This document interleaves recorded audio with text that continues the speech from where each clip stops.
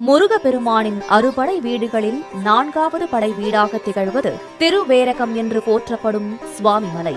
இங்குள்ள சுவாமிநாத சுவாமியை தரிசிக்க நாம் 60 படிகள் மேலே ஏறிச் செல்ல வேண்டும். 60 தமிழ் வருடங்களின் பெயர்களை தாங்கி நிற்கும் 60 படிகளும் 2 பகுதிகளாக அமைந்துள்ளன.